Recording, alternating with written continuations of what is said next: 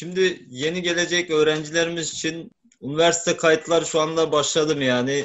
Kayıt yaptırabiliyor muyuz aday Tabii. öğrencilerimiz için?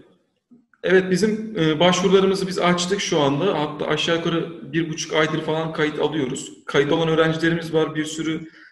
Bu öğrencilerin birçoğu yurt dışında. Tabii yurt içinden başvuru yapıp kayıt olanlar da var. Ama bununla birlikte biz şu anda bütün kayıtlarımızı, bütün uluslararası öğrencilerimizi açtık, başvurularımızı. Öğrenciler bizim talep etmiş olduğumuz belgeleri ibraz ederek bize başvurularını iletebilirler. Biz de en kısa süre içinde değerlendirip geri dönüşlerini yapıyoruz. Ki önümüzdeki süreç birazcık daha en azından açılsın diye. Çünkü birçok soru işareti var bu konuda. Başvurularımız online bir şekilde ilerliyor. Bizim web sayfamız üzerinden mio.medipol.edu.tr adresi üzerinden ilerliyor. Evet, Oradan başvuruları biz alıyoruz şu anda. teşekkür ederim.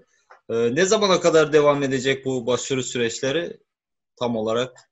Bu mevcut içinde bulunduğumuz durumu göz önünde bulundurarak söylüyorum yine. Başvuruları açtık fakat herhangi bir bitiş tarihi veremiyoruz. Ama benim tahminimce geçen seneki duruma da göz önünde bulunduruyorum çünkü. Ekim gibi, Kasım gibi biz yine öğrenci almaya devam ediyor oluruz büyük ihtimalle. Tabii bu durum şeye bağlı birazcık. Akademik takvimin ne zaman başlayacağına bağlı. Şimdi Evet, Cumhurbaşkanlığı tarafından Eylül'de başlanacak diye bildirildi. Fakat biliyorsunuz üniversitelerin hepsi kendi akademik takvimlerini oluşturuyorlar ve başlangıç tarihlerini kendileri belirliyorlar.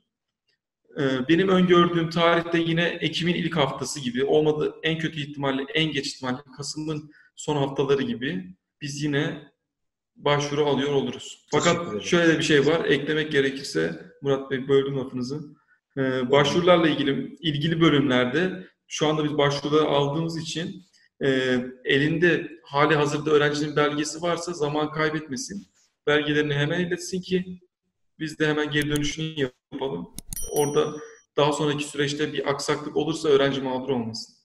Evet, yani kontenjan dolup da sonra yer bulamayıp da böyle bir durumlar bazen oluyor yani.